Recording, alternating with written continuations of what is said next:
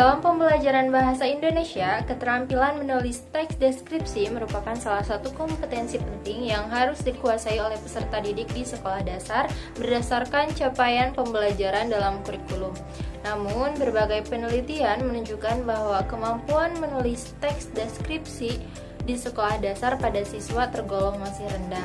Nah, kesulitan menulis pada siswa ini diakibatkan salah satunya adalah oleh kecerdasan, minat belajar, sikap dan perilaku terhadap pembelajaran, motivasi, standar pembelajaran, hingga faktor dari pendidik yang menggunakan media, metode, maupun taktik pembelajaran yang belum tepat.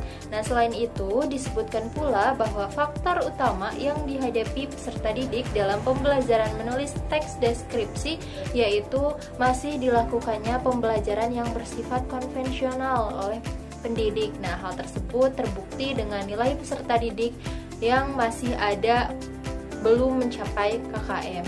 Adapun dari hasil wawancara di lapangan juga ditemukan hanya ada 3 siswa dari 33 siswa yang mampu menjawab soal menulis teks deskripsi dengan benar saat dilaksanakan ujian tengah semester.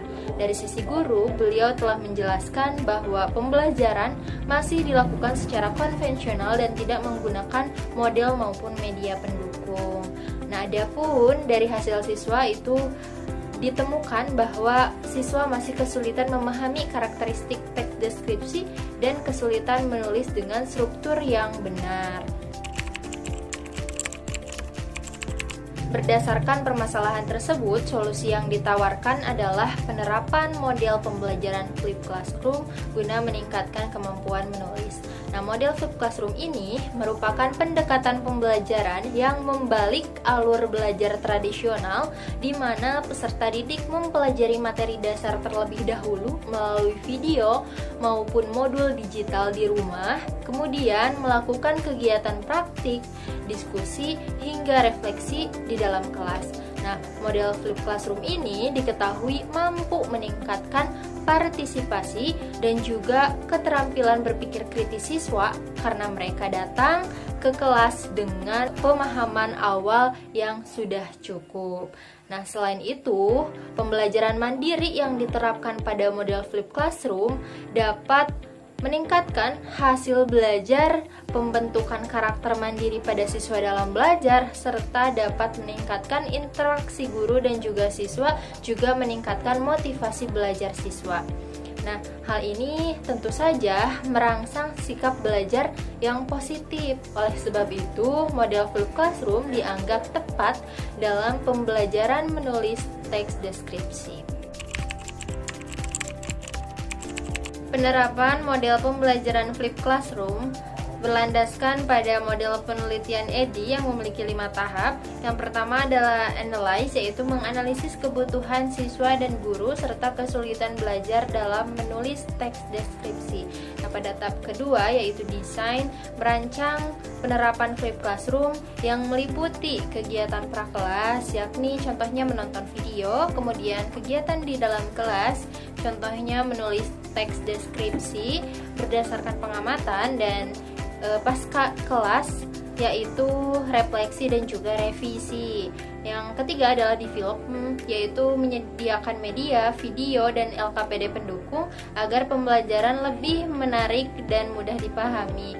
Pada tahap keempat adalah implementasi, yaitu menerapkan model pembelajaran flipped classroom di kelas dan mengamati keterlibatan siswa serta efektivitas pembelajaran. Yang terakhir adalah tahap evaluate, yaitu melakukan penilaian sumatif maupun formatif terhadap proses dan hasil pembelajaran dalam model flipped classroom.